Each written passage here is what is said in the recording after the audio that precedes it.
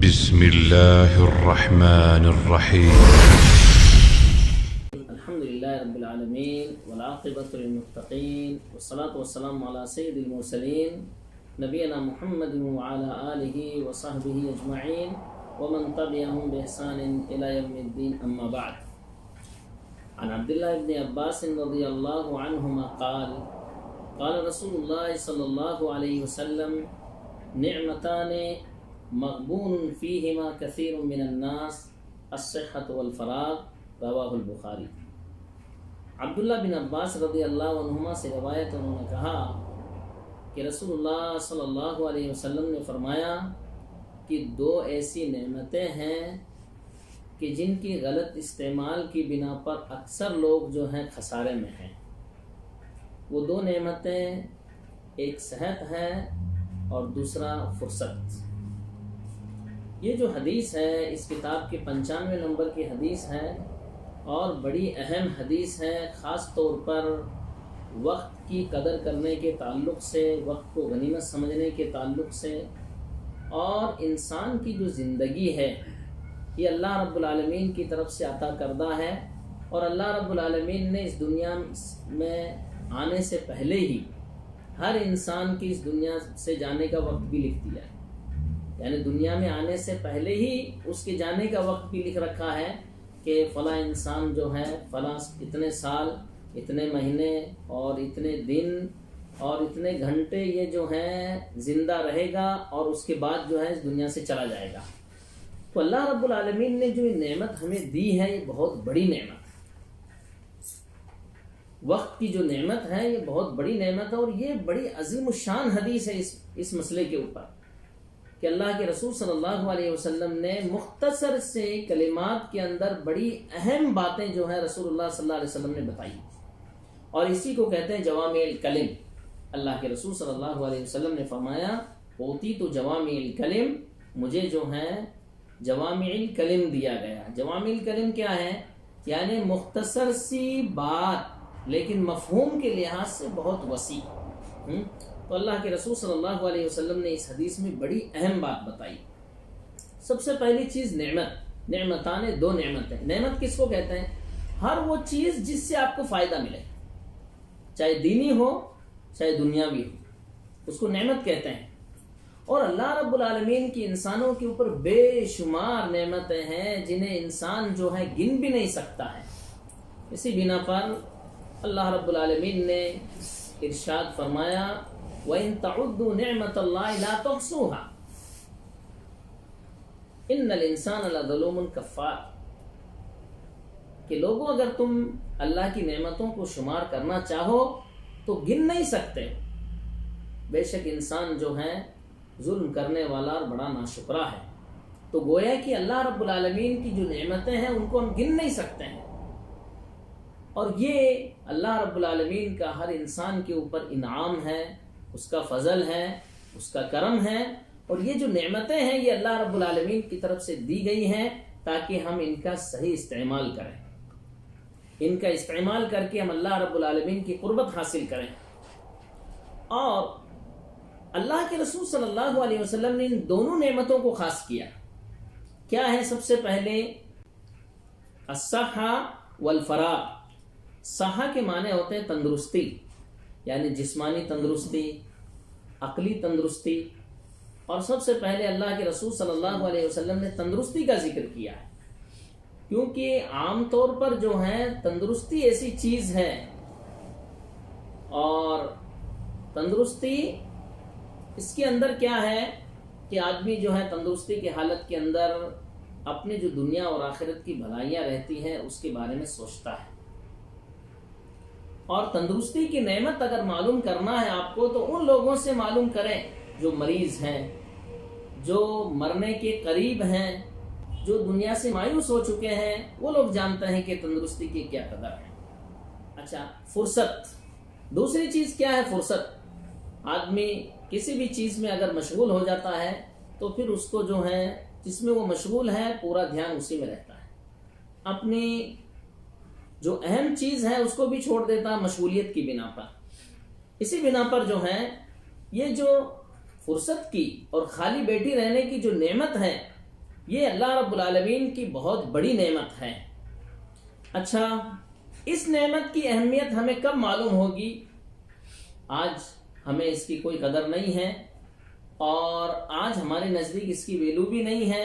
اگر ہمارے نزدیک ویلو ہوتی تو اس کی قدر ہم ضرور کرتے ہیں، لیکن اس نعمت کی ویلو کب ہمیں معلوم ہوگی؟ جب ہم دنیا سے رخصت ہوں گے، جب موت جو ہے ہمیں نظر آنے لگے گی، اور موت جو ہے ہمیں نظر آنے لگے گی، اس وقت ہمارے نزدیک اس کی ویلو اور اس کی قدر جو ہے ہمارے نزدیک ہوگی۔ لیکن ایسی قدر کا کوئی فائدہ نہیں ہے، جیسا کہ اللہ رب العالمین نے فرمایا وَأَنفِقُوا مِمَّا رَزَقْنَاكُم مِّن قَبْلِ أَن يَأْتِيَ أَحَدَكُمُ الْمَوْتُ فَيَقُولَ رَبِّ لَوْلَا أَخَّرْتَنِي إِلَىٰ أَجَلٍ قَرِيبٍ کہ لوگوں اللہ رب العالمین کے راستے میں خرچ کرو قبل اس کے کہ تمہارے پاس موت آئے اور تم کہنے لگو رب لولا اخرتنی الی اجل قریب کہ اللہ رب العالمین مجھے تھوڑی سی مہلت دے دیں تاکہ میں اللہ کے راستے میں خرچ کر دوں۔ رب لولا اخرتنی الی اجل قریب فاصدق واکن من الصالحین، مجھے تھوڑی سی مہلت دے دے۔ یعنی انسان مرنے کے قریب ہے، اب وہ مہلت مانگ رہا ہے، اب اس کے نزدیک اس وقت کی قدر اور اس وقت کی اہمیت اب معلوم ہوئی ہے۔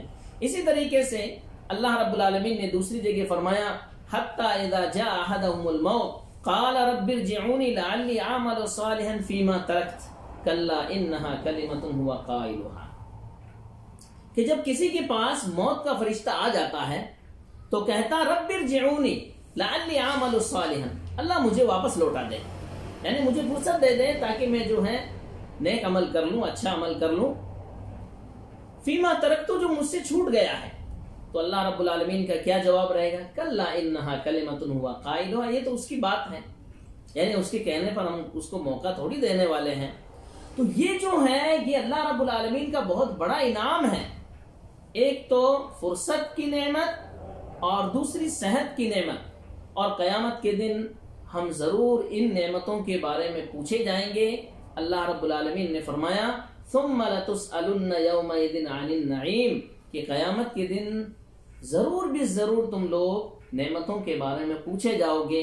نعمتوں کے اندر بے شمار نعمتیں ہیں، ان میں سے جو اہم نعمتیں ہیں جو اس میں ذکر کی گئی ہیں، رزق کی نعمت، صحت و تندرستی کی نعمت، فرصت کی نعمت، امن و امان کی نعمت، یہ ایسی نعمتیں ہیں جن سے بہت سارے لوگ جو ہیں محروم ہیں، اور جن جن لوگوں کو اللہ رب العالمین نے نعمتیں دی ہیں قیامت کے دن ان سے ضرور سوال کیا جائے گا، اور جو بھی نعمت جس سے ملی ہے، جس کو اللہ رب العالمین نے نعمت دی ہے، اس نعمت کے بارے میں وہ ضرور پوچھا جائے گا۔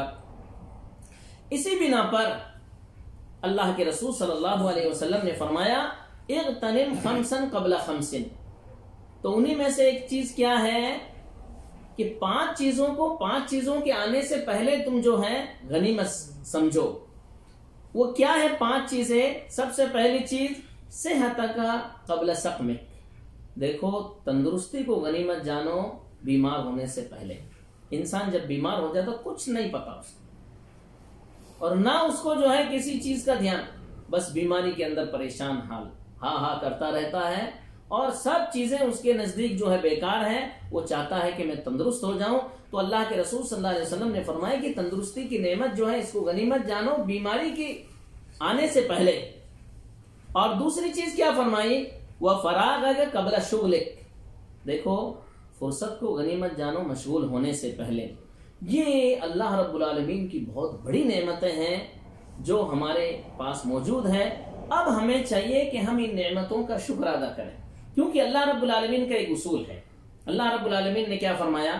لَإِن شَكَرْتُمْ لَأَزِيدَنَّكُمْ وَلَإِن كَفَرْتُمْ إِنَّ عَذَابِي لَشَدِيدٌ، کہ لوگوں تم اگر میری نعمتوں کا شکر ادا کرو گے تو میں اور دوں گا، جو نعمت تمہیں دے رکھی ہے اس کو اور بڑھا دوں گا۔ وَلَئِن كَفَرْتُمْ إِنَّ عَذَابِي لَشَدِيدٌ، اور اگر تم نے میری نعمتوں کی ناشکری کی تو اس نعمت کو تو میں لے لوں گا اور اوپر سے سزا بھی دوں گا، کیونکہ میری پکڑ بڑی سخت ہے۔ یہاں پر اللہ رب العالمین نے اصول بتایا کہ نعمت کا شکر جو ہے یہ نعمت کو باقی رکھتا ہے۔ جیسے اہل علم نے کہا ہے نعمت اذا شکرت قرت و اذا کفرت فرت، کہ نعمت جب اس کا شکر ادا کیا جاتا ہے تو وہ باقی رہتی ہے، اور جیسے ہی اس کی ناشکری کر دی جائے تو وہ نعمت جو ہے ختم ہو جاتی ہے۔ اب جو اللہ رب العالمین نے ہمیں نعمت دی ہے، صحت کی اور فرصت کی، یہ جو دو نعمتیں ہمیں ملی ہیں، اب ان کا شکر کیسے ادا ہوتا ہے؟ یہ شکر سب نعمتوں کے لیے ہے۔ سب سے پہلا اصول اس کے اندر کہ ہمیں اللہ رب العالمین کی تعریف اور اس کی بڑائی بیان کرنی چاہیے کہ یہ نعمت اللہ کی طرف سے ملی ہے۔ جب ہم کسی بھی چیز کو یہ جانتے ہیں کہ یہ فلاں چیز فلاں نے ہمیں دی ہے تو کتنا دل میں اس کا احترام ہوتا ہے، کتنی عزت ہوتی ہے اور کتنا ہم اس کے لیے شکر ادا کرتے ہیں۔ تو جب ہم یہ جانیں گے کہ یہ نعمت اللہ کی طرف سے ہے اور اللہ نے مجھے یہ نعمت عطا کی ہے، کسی کا دخل اس کے اندر نہیں ہے۔ ہاں ٹھیک ہے، اللہ رب العالمین نے اس کو سبب بنایا، لیکن اصل نعمت عطا کرنے والا ہمیں اللہ رب العالمین ہے۔ کیونکہ اللہ رب العالمین نے فرمایا وَمَا بِكُم مِّن نِعْمَةٍ فَمِنَ اللَّهِ، کہ لوگوں تم کو جو بھی نعمتیں مل رہی ہیں، صحت کی، تندرستی کی، روزی کی اور جتنی بھی نعمت و امن و امان کی، سب کے سب اللہ کی طرف سے ہیں۔ اور اسی بنا پر صبح شام کے جب ہم اذکار پڑھتے ہیں ان میں سے ایک دعا یہ بھی ہے اللہم ما اصبح بی من نعمت او باحد من خلقک فمنک وحدک لا شریک لک فلک الحمد ولک الشکر، کہ اللہ رب العالمین تو نے مجھے جو نعمتیں دی ہیں اور کسی بھی مخلوق کو میرے علاوہ کسی کو بھی جو نعمتیں دی ہے، سب کے سب تیری طرف سے، ہم اس نعمت کے اوپر تیرا شکر ادا کرتے ہیں، تیری تعریف کرتے ہیں۔ اسی بنا پر اللہ نووی رحمہ اللہ فرماتے ہیں کہ کوئی بھی آدمی جب الحمدللہ کہتا ہے تو گویا کہ اس نے اللہ کی نعمت کا شکر ادا کیا۔ تو ہمیں چاہیے کہ ہم الحمدللہ کہیں کہ اللہ رب العالمین کا شکر ہے اور تمام تعریفیں اس اللہ رب العالمین کی ہے جس نے ہمیں یہ نعمت عطا کی ہے۔ تو سب سے پہلی چیز کہ اس منعم کا شکر ادا کرنا، کس بات پر؟ کہ اس نے یہ نعمت ہم کو دی ہے۔ اگر وہ نہ دیتا اور پوری دنیا والے دینا چاہیں تو نعمت نہیں دے سکتے تھے، اور اگر وہ دینا چاہے اور پوری دنیا والے جو روکنا چاہیں تو بھی وہ نعمت رک نہیں سکتی تھی۔ اس لیے سب سے پہلی چیز کہ اللہ رب العالمین کا شکر ادا کرنا اور اس کی تعریف کرنا۔ دوسری چیز یہ ہے کہ اس نعمت کا استعمال ان چیزوں کے اندر کرنا جن سے اللہ کی قربت حاصل ہو۔ یہ بڑی اہم چیز ہے بھائیوں، اس پوائنٹ کو سمجھنے کی ضرورت ہے کہ ہمارے پاس بہت ساری نعمتیں ہیں لیکن ان نعمتوں کا ہم استعمال اللہ کی قربت کے لیے نہیں کر رہے ہیں۔ ہمارے پاس موبائل کی نعمت ہے، ہمارے پاس جو ہے نیٹ کی نعمت ہے، واٹس ایپ کی نعمت ہے، اور بھی بہت ساری نعمتیں ہیں، لیکن ہمیں اس کا استعمال جو ہے صحیح طور پر کرنا، کیونکہ اللہ رب العالمین کی دی ہوئی نعمتیں ہیں۔ ہم ان کے ذریعے اسلام کی نشر و اشاعت کر سکتے ہیں، بھلائیوں کو پھیلا سکتے ہیں، قرآن و حدیث کو عام کر سکتے ہیں، یہ بھی اللہ رب العالمین کی ایک نعمت ہے۔ اسی طریقے سے جو بھی نعمتیں اللہ رب العالمین نے ہمیں دی ہیں، انہی نعمتوں میں سے ایک نعمت ہے فرصت اور صحت، تندرستی۔ یہ دونوں اللہ رب العالمین کی بڑی اہم نعمتیں ہیں۔ تو اب ان کا استعمال کس میں کرنا ہے؟ ان چیزوں کے اندر کرنا ہے جس میں اللہ کی رضامندی ہو۔ اور یاد رکھو، کوئی بھی نعمت آپ کے پاس ہے اور اس نعمت کے ذریعے آپ اللہ کی قربت حاصل نہیں کر رہے ہیں، یاد رکھو یہ نعمت نہیں ہے، یہ ایک آزمائش آپ کے لیے۔ لہٰذا نعمت کے لیے ضروری ہے اس نعمت کو باقی رکھنے کے لیے کہ اس کا استعمال اللہ رب العالمین کی رضامندی کے لیے کریں۔ اسی بنا پر اللہ رب العالمین نے فرمایا فَإِذَا فَرَغْتَ فَانْصَبْ وَإِلَىٰ رَبِّكَ فَارْغَب۔ اے محمد صلی اللہ علیہ وسلم، جب آپ فارغ ہو جائیں تو عبادت میں لگ جائیں، اور وَإِلَىٰ رَبِّكَ فَارْغَب، اور اپنے رب کی طرف ان کاموں کو کریں جن سے ان کی قربت حاصل ہوتی۔ اور اسی بنا پر آپ دیکھیں گے اللہ رب العالمین نے کیا فرمایا، یا ایھا الذین آمنوا اتقوا اللہ وابتغوا الیہ الوسیلہ۔ اے لوگوں جو ایمان لائے، تم اللہ سے ڈرو اور اس کی قربت حاصل کرنے کے لیے وسیلہ اختیار کرو۔ وسیلہ ہر وہ کام، ہر وہ عبادت جس سے اللہ رب العالمین کی قربت حاصل کی جائے۔